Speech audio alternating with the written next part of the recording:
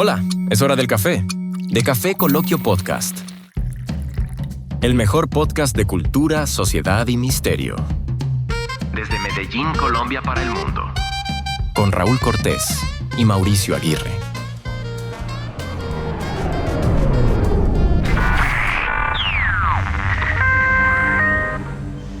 Hoy viajaremos al corazón del siglo XII, a una abadía perdida entre los bosques del Rin, donde una mujer visionaria, mística y profetisa desafió los límites del saber y de lo prohibido. Ella es Hildegarda de Bingen, la monja que hablaba con Dios o tal vez con algo más. Un saludo muy especial para toda la comunidad de Café Coloquio. Bienvenidos a un nuevo episodio y sorprendido de que cada episodio tú te encuentras con un personaje bien particular. En este caso, una mujer llamada Hildegarda de Bingen. Oiga, ¿quién te habló de esta mujer? Pues, Hombre, por ahí recabando información y una amiga también que saludo. bueno, saludémosla entonces. Que David, saludo. A David, un saludo para David. Me compartió de este personaje, se lo agradecemos. Mira que cuando me hablaste de este personaje del cual vamos a hablar el día de hoy, indagué un poco y una mujer bien especial. Mucho. Por allá del año 1098. Sí, señor. Plena Edad Media. Plena Edad Media. Ajá. Así. Y con una cantidad de cosas que vamos a narrar acá que lo sorprende a uno, que para la época sabemos que no era un muy buen momento para ser mujer. Y esta señora logró una cantidad de cosas tremendas. Así es. Pero bueno, yo quiero hacerle la invitación de siempre a todos ustedes, y es que pongan cómodos, que se sirvan una taza de café y que le den a me gusta de una vez al episodio. Yo sé que les va a gustar, no olviden compartirnos. Y ¿saben qué nos ayuda mucho? Que nos comenten. Entonces esperamos allí sus comentarios. Y Raúl, tú tenías ganas de saludar a algunos que nos comentaron. Sí, a muchos que nos están comentando. El caso, por ejemplo, de Patricia, que ha comentado en los últimos capítulos. Saludo para Explorador desde Argentina. A Cirley Diego desde Venezuela. Parinas, Venezuela. Un saludo muy especial para Cirley. Hombre, y la gente también que nos ha comentado Costa Rica, de Argentina, a Hugo en Uruguay. Tuvimos varios comentarios cuando hablamos del Gauchito Gil desde Argentina. Sí, claro, saludamos a todos. Una persona de allá, una mujer nos varias personas de Uruguay también. Un saludo muy especial para toda la gente de Argentina, de México. Y bueno, entonces los invito a que pongan que se sirvan su café. Y Raúl, te invito a un café. Claro, entonces, sí, Mauro. Acércame el vaso, el pocillo. Gracias, Mauro. Me sirvo mi café. Oiga, chévere regalarle a algunos de nuestros suscriptores. Claro. Un mood de esto, ¿cierto? Ya hay varios que lo tienen. Sí. Ya hay varios que lo tienen. Vamos a ver si hacemos de pronto la dinámica para regalar uno. Sí, más adelante, claro. Bueno, Raúl, ¿quién es esta señora? Bueno, Mauro. Hildegarda de Bingen. Hildegarda de Bingen, como lo dice su nombre, es que es de ese sector o de esa provincia cerca al río Rin, de Bingen. Tú te adelantabas ahora diciéndonos que el dato, pues, como bien importante, nació ¿en qué año? En 1098. En 1098. En plena Edad Media. Y tú decías algo muy importante. Sí. Y es que 1098, Edad Media, el rol de la mujer era muy relegado. No era fácil ser mujer. No era fácil porque hasta hace poco no era fácil ser mujer. Sí. Yo creo que tal vez es la mejor época para las mujeres en este momento. Sí, yo creo que sí, pero en 1098 no era de pronto el mejor momento porque reinaba el patriarcado. Hablando pues en términos muy claros, las sociedades eran muy patriarcales y había algo que, pues, vamos a ser más concretos y precisos, mucho machismo. Y de hecho, en las órdenes religiosas imperaba era la figura masculina. Mire, me parece muy casual el nombre de esta mujer. Pues es un nombre muy poco común. Y creo que viene del nombre del papá. ¿Cómo se llama? Sí, Hildeberto. Algo así, ¿no? Hildeberto. Me la pusiste. ¿Qué diablo? ¿Qué dice? Me la pusiste. Sí, porque... Pero al parecer sí, es de ahí, ¿no? Hildeberto. Algo así. No estoy completamente seguro. Hildeberto. Entonces, hombre, esta mujer... Es la décima hija. La décima hija. Y hay un aspecto importante de resaltar, y es que para la época, y no solamente la cultura de Occidente católica, sino también la cultura de Oriente o budista, se tenía ese pensamiento y esa práctica de que de alguna forma se donaba, El 10%, el diezmo que conocemos. pero también del hijo, de un hijo. Pero eso del hijo apenas lo vengo Sí, o sea, era decir, dedico a mi hijo a que sirva en un monasterio, como te digo, puede ser un monasterio budista por allá en el Oriente, y ya viniendo acá a Occidente, pues en Europa también pasaba eso, que Pero la práctica era esta, Raúl, que era el 10º hijo. no necesariamente el 10º ok. hijo, es muy importante la salvedad que tú haces ahí. No tenía que haber 10 hijos para dar el diezmo Pero, de los hijos. pero sí uno de los hijos uno de los- participaba como ofrenda en algunas familias. Sí, para que sirviera en un convento, en alguna orden religiosa. En este caso, pues le toca a la 10ª hija de esa familia, que era Hildegarda. Hildegarda. Hildegarda, entonces es entregada a una señora que ahora Matilde, sé que se Matilde, llamaba Matilda. de Spanheim. O Matilde. Matilde Spanheim. Entonces, esta mujer es como la mentora de esta niña, también tiene una profunda convicción religiosa. Esta niña empieza a servir en la orden de los benedictinos. Ellas fundan, digamos, de alguna manera, el convento de las benedictinas, pero ubiquémonos en un convento. Ese convento tenía una característica y era que la mujer que se ordenaba como monja entraba allí, pero para nunca más salir, ¿no? Ah, bueno, sí, estaba hablando era una orden de clausura. De clausura. Hombre, yo tuve la oportunidad, Mauro, cuando iba por allá en un barrio acá en Medellín llamado Villahermosa, vimos al pie de un convento de clausura. Entonces, mira lo que te voy a contar que me parece tan supremamente interesante.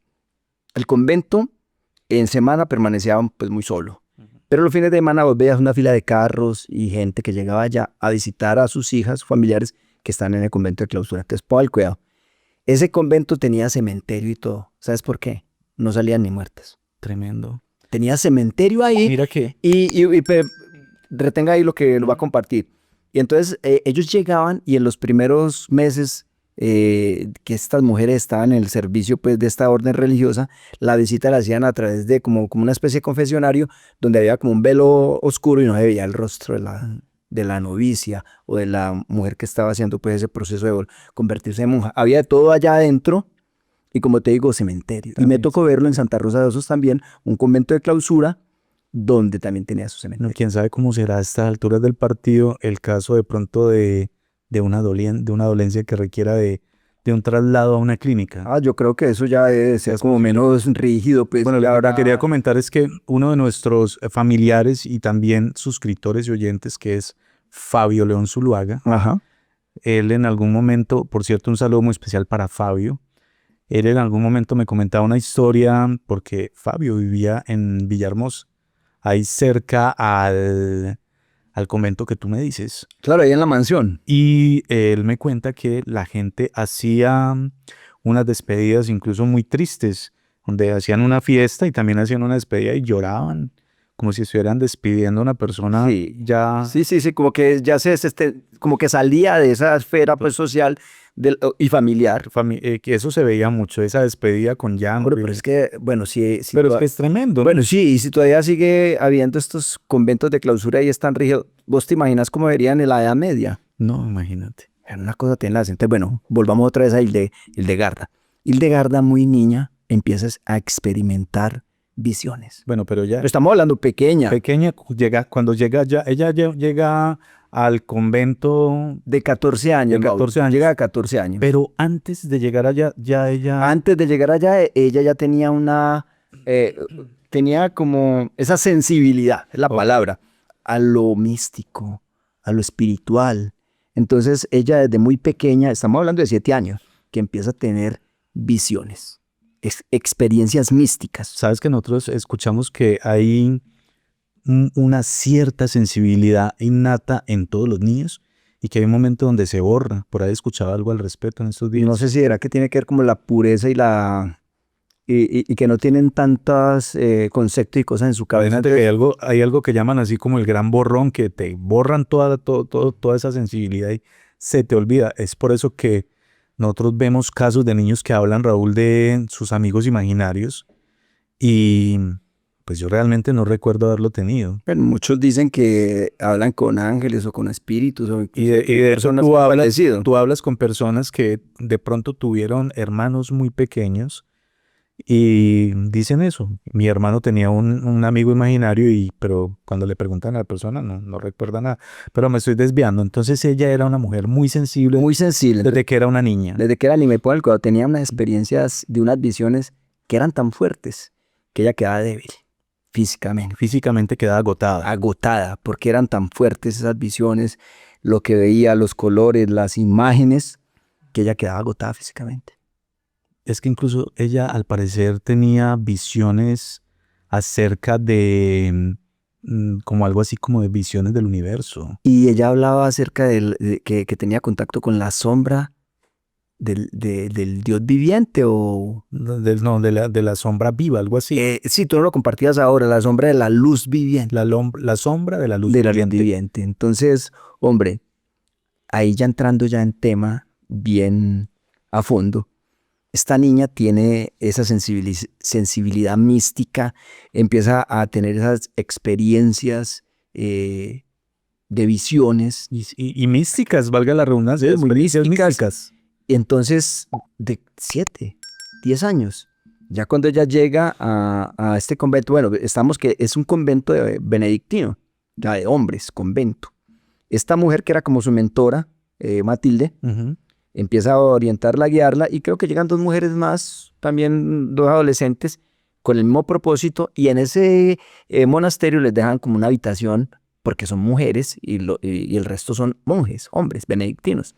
Entonces las dejan a ellas en un espacio, hombre, y empieza a crecer pues como esa devoción, y empiezan a llegar más mujeres, que finalmente ellos fundan su propio monasterio. Ok.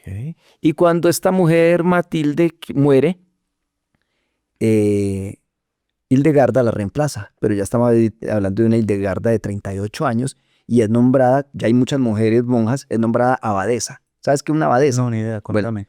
Los monasterios tienen un abad, Ajá. los monjes tienen un abad, que es como el jefe, El titular, pues, eso, principal. la cabeza y todo eso. En el caso de las monjas es una abadesa. Ok. Entonces, a los 38 años, Hildegarda ya es abadesa. Venga, algo muy particular que pasa con ella es que ella empieza a tener esa sensibilidad y esas visiones durante prácticamente toda su vida, siendo muy niña, pero empieza a manifestar eso ya A los 42 años. A los 42 años ella dice que ese ser supremo le dio la aprobación, le dijo que las manifestara. incluso tiene visiones de lo que va a pasar en un futuro con el mundo.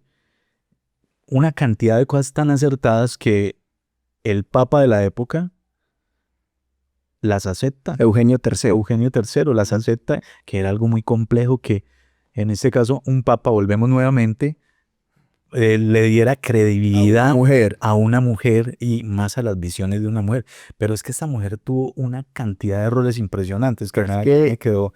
A ver, tú decías una palabra que nos decías ahorita. Esta mujer es considerada polímata. Epa. ¿Qué es una persona polímata? Polímata, el término hace alusión a una persona, porque en este caso, pues una mujer, es una persona que domina varias ciencias, domina varias materias, mejor dicho, a un genio. Por ejemplo, cuando hablamos de Leonardo da Vinci, decimos que es ¿qué? Un polímata.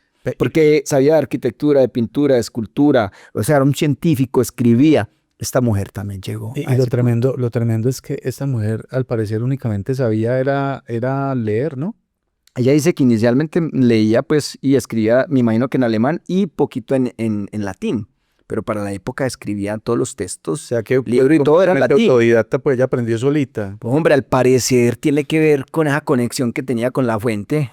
Cuando yo hablo de la fuente me refiero a esa luz divina a la que ella se refiere, a ese ser supremo o a Dios. Bueno, esa mujer fue compositora también. Creo que fueron 70 composiciones Sí, que llegó. pero empecemos por el principio.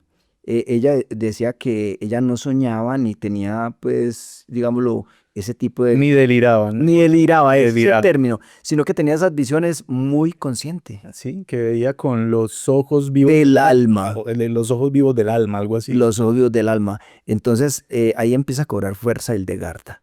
Empieza a escribir, pero textos... Mira que hablan de visiones importantes. Hablan de visiones de ella donde ella ve unas formas geométricas, Sí. y eso a mí me hace recordar cuando tú ves un copo de nieve a través de un microscopio, Claro, que tiene unas formas bien particulares. es que tocaste un punto muy, muy álgido para la dinámica de este tema, y es que veía Hildegarda, lo acabaste de decir. Entonces, se dice que paisajes celestiales. ¿Vos qué entendés por paisajes celestiales, Mauro? Cuando yo te digo paisajes celestiales, No, pues yo me imagino las nubes. lo que pasa es que cuando hablamos humanamente de paisajes, pues uno puede hablar de paisajes de montañas, de ríos, Sí. del mar, pero cuando hablamos de paisajes celestiales, ¿sabes a qué haría yo alusión? Mm. ¿Te acordás de lo que Pablo tuvo cuando fue su al tercer sueño, que tuvo como una experiencia mística? Él dice que vio cosas él vio cosas que ojos no han visto y oídos no han escuchado, Ujú. cosas inefables, difíciles de poder expresar. Y entonces ahí entra otro tema, cosas difíciles de expresar en nuestro idioma. ¿Cómo te parece que esta señora también se ideó un idioma nuevo, con 1000 palabras, para poder expresar las visiones celestiales? Entonces, parece usted algo que nunca ha visto. O sea, nosotros podemos aquí hablar de montañas, de ríos, de mares, de cosas, de paisajes, pues, pero que hemos visto. Pero cuando tú ves algo que pertenece a otra dimensión, cuando tú ves algo que pertenece a otro sistema de cosas, Que a no otro tienes mundo, con qué comparar. ¿con qué compara usted?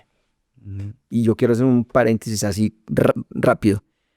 Algo que me llamó mucho la atención con un documental que se llama ¿Qué diablo sabes?, que habla de física cuántica. Ujú. Dice que cuando nuestros pueblos originarios están, o los indígenas que estuvieron en el mar cuando llegaron los barcos, ellos no se percataron de que eran barcos, porque ellos no sabían que era un barco. Ujú. Entonces ellos vieron en el mar algo raro, pero ellos no sabían que era un barco y que de ahí venían personas. De hecho, también Eso para ellos no existía. fue una cantidad de cosas nuevas. Es como cuando vieron un caballo, nunca habían visto un caballo. Exactamente. Bueno, una cantidad de cosas. Pero entonces, hermano, sigamos con Hildegarda, pues, porque no nos podemos desviar. Entonces, ¿qué veía ella? Entonces, paisajes celestiales, Ujú. seres cósmicos. Ahí sí, Ajá, sabes que me sí. puede volar la cabeza eso. Sí, total. Porque entonces yo te digo seres cósmicos, y como estamos hablando de una mujer religiosa, podríamos pensar en ángeles, pero no Ujú. necesariamente. No necesariamente. Sí. Extraterrestres. Pues, Seres pues de otro pues desde planeta. ahora tenemos con qué comparar con toda la información que nos Pero dan. es que mira, Mauro, Sobre todo las películas. seres Seres cósmicos. cósmicos, o sea, Cosmos. ¿Qué es el cosmos? pues todo lo que hay aquí afuera. Entonces, seres cósmicos es una locura. Entonces, esta mujer tenía una mente brillante, Sí. una capacidad, lo que veía, lo que escribía. Recuerda, pues, idea ese lenguaje, Bueno, ese nuevo idioma, perdón. Y es que va pasando el tiempo en el episodio y van resultando más y más cosas para irle agregando a esta señora. Esta señora era una de 4 ¿de qué?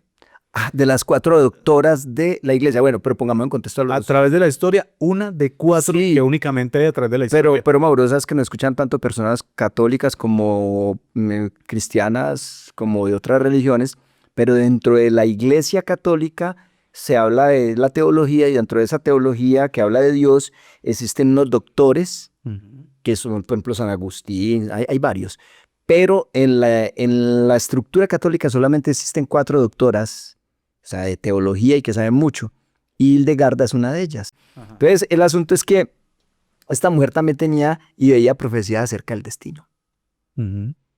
Y ella escribía estas profecías, o más que profecías, visiones. Pero sabes que yo las estuve leyendo, y tienen mucha relación con, por ejemplo, con lo que está escrito en el Apocalipsis.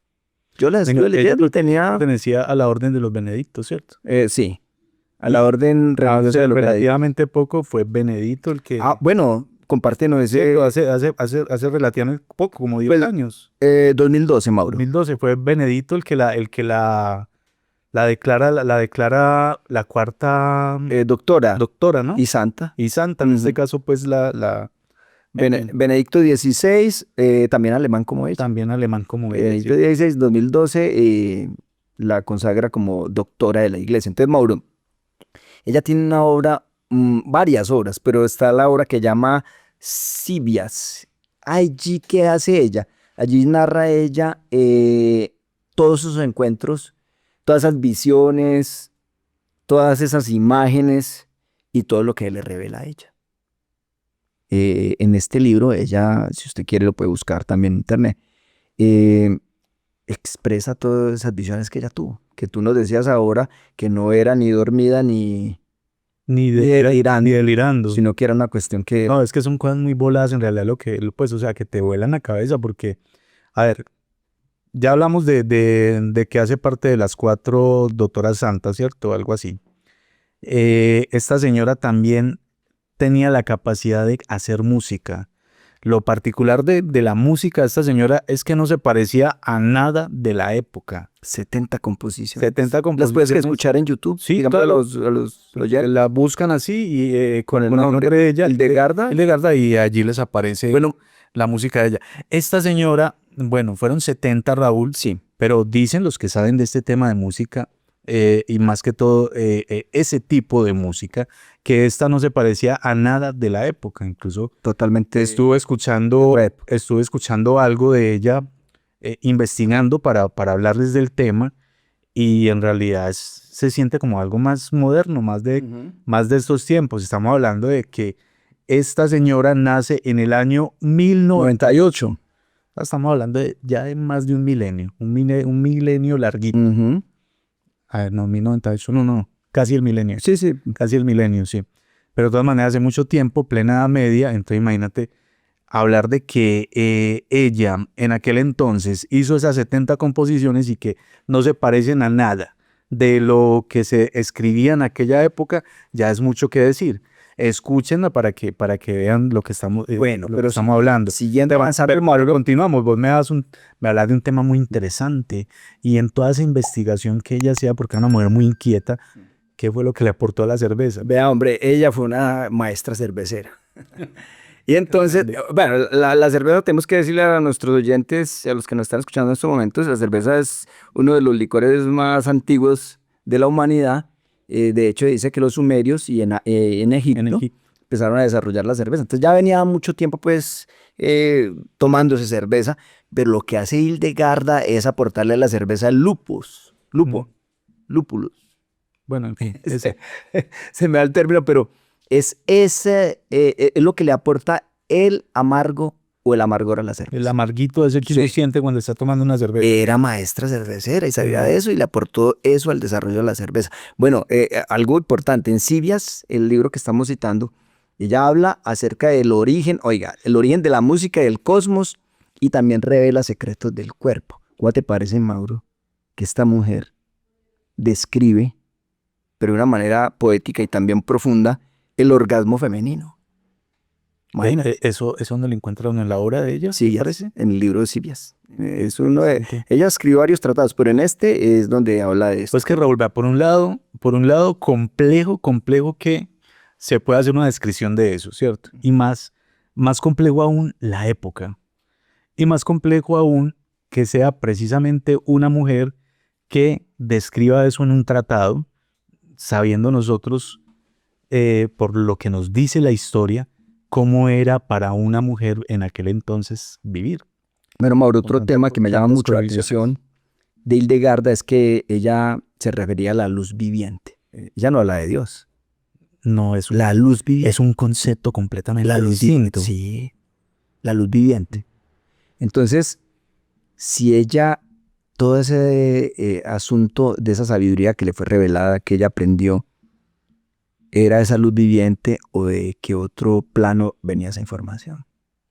Es un tema que llama bastante la atención. Bueno, Hildegarda también fue médica herbolaria. ¿Sabías eso?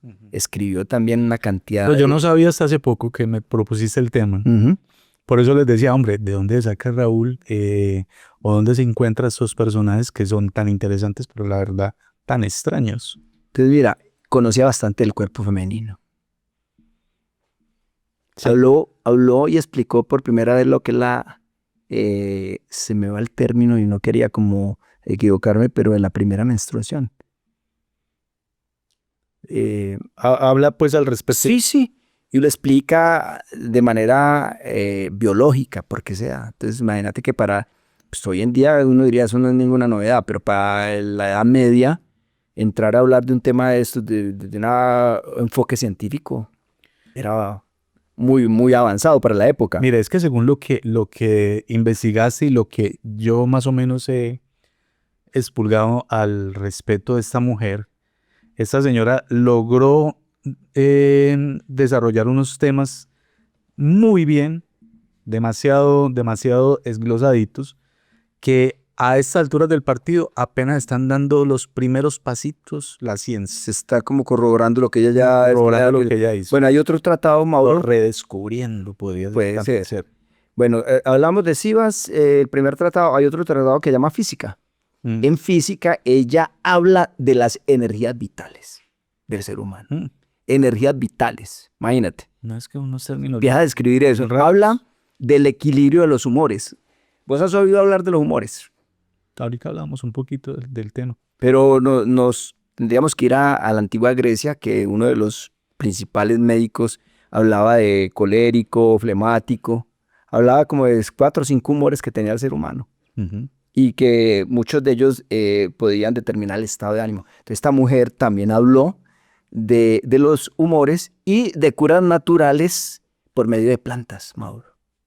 Y escribe una serie de plantas y para qué sirven y cómo se preparan. O sea, la mujer era bastante inteligente. Era muy inteligente. Sabía cositas. Bueno, lo que vos decís que compuso más de 70 canciones litúrgicas que vos nos lo compartía y se sienten que eran muy adelantadas para la época. Sí, es que no me parecían a nada lo que hubiesen escrito en aquel entonces. Eran cosas completamente salidas de su tiempo. Bueno, imagínate. O adelantadas a su tiempo. Llegando ya pues como, dándole ya como un poco ya el cierre pues a este podcast. Muchos investigadores modernos sugieren que Hildegarda podría haber tenido acceso a una inteligencia o sabiduría ancestral. Tipo chamán, pues. Como los chamanes como aquí los chamanes. en este sector del planeta.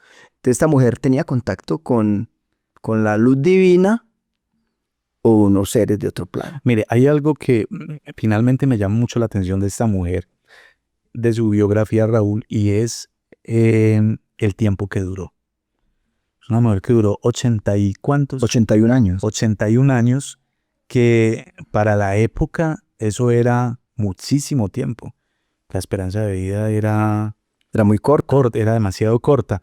Bueno, de pronto Hildegarda tenía a su favor que, como conocía tanto de botánica y del cuerpo, pues probablemente se cuidaba mucho, ¿cierto? Me imagino. Y eso le ayudó a poder permanecer más y creo que la vida de pronto en un convento probablemente para ella no sea tan compleja como para una mujer del común.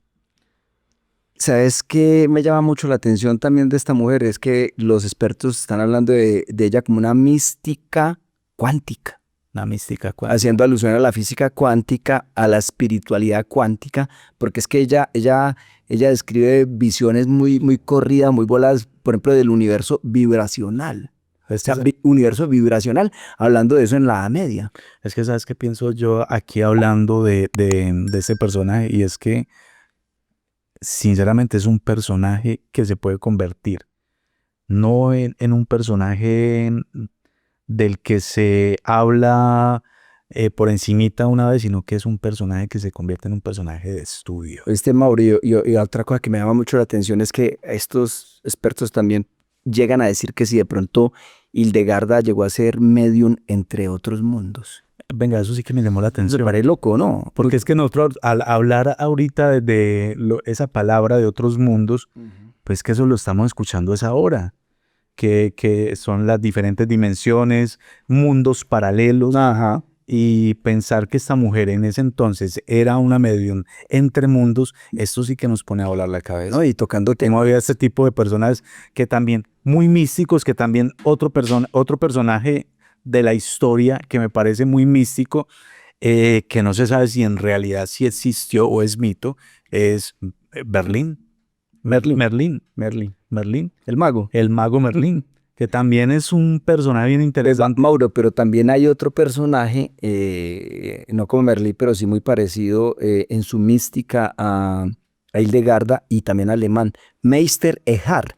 ¿Y quién es ese? Hombre, Meister Eckhart fue hasta por la iglesia, fue excomulgado, fue tenido como hereje. ¿Y ese dónde era? Alemán. También alemán. También el siglo XII. Son fregaditos los de esos lados. Y tenía una visión espiritual, este Meister. Meister quiere decir maestro.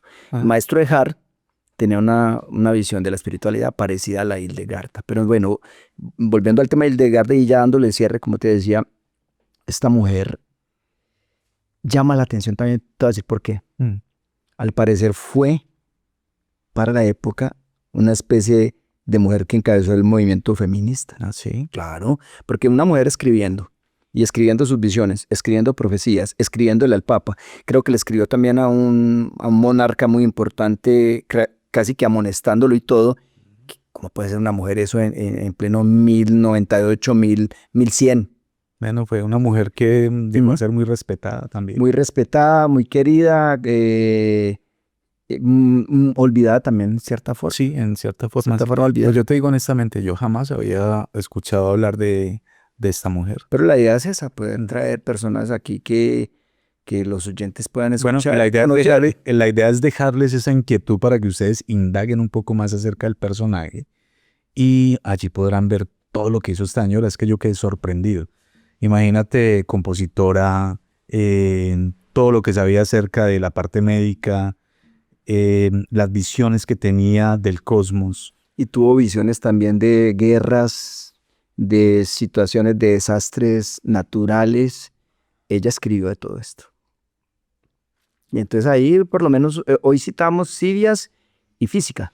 Pero hay otros, hay muchos más escritos de esta mujer. Una sabia, una mujer muy interesante para que ustedes puedan ahondar un poquito más si quieren. Bueno, Raúl, vamos llegando al final de este episodio. Conclusiones. Hombre, personajes que la historia nos ha regalado la vida, adelantados para la época. Hay que volver y les invitamos a que conozcan de esta mujer porque tú dijiste ahora algo y como cierre también pues quisiera como traerlo a colación, y es que ella ya para la época ya manejaba conceptos de medicina que apenas la medicina integradora lo está considerando hoy en día, en pleno 2025. Entonces imagínate, y ella por allá en 1100 ya con este tipo de ideas, con su espiritualidad y su mística cuántica, con esa capacidad de crear un idioma para poder expresar los paisajes celestiales que veía, los seres cósmicos, o sea, todo un personaje. Una mujer muy importante, muy interesante, muy inteligente y muy interesante para poder conocer y ahondar más en ella, ¿no? Claro que sí. Bueno, llegamos al final del episodio. Mi conclusión es que cada día nos encontramos con personajes que han sido olvidados, pero que afortunadamente hay gente inquieta que de pronto nos los enseña para que los redescubramos, y la invitación es esa, que indaguen un poco más al respecto de esta mujer que a mí me dejó realmente sorprendido todo lo que hacía. Esa parte de que hablamos de la parte cósmica, eso entre mundos, me dejó pues como muy pensativo. Entonces ahí está, seguir indagando referente a ese tipo de personajes que nos ha dado la historia y desde todos los rincones del mundo. Mauro, y lo último que quisiera decir con respecto a ella es que lo que daba a entender ella es que de pronto la respuesta a muchas cosas en la vida, en este mundo, están dentro de nosotros, pero ella aprendió a ver con los ojos del alma. Entonces, es el llamado y lo que ella hacía en su mística y en su espiritualidad, aprender a ver con los ojos del alma para poder ver cosas que evidentemente no vemos. Claro que sí. Bueno, amigos, llegamos al final de este episodio. Se nos quedan una cantidad de cosas en el tintero. Es una mujer que realmente tiene una biografía muy amplia. Fueron muchas las áreas en las que participó. Los invitamos a que indaguen un poquito al respecto y no olviden darle a me gusta, no olviden suscribirse y compartirnos. Y recuerden, nos ayuda mucho que nos comenten. Nos escuchamos y nos vemos entonces en un próximo episodio. Raúl y amigos, hasta pronto. Mauro y oyentes, namaste. Esta mujer tiene muchas cosas.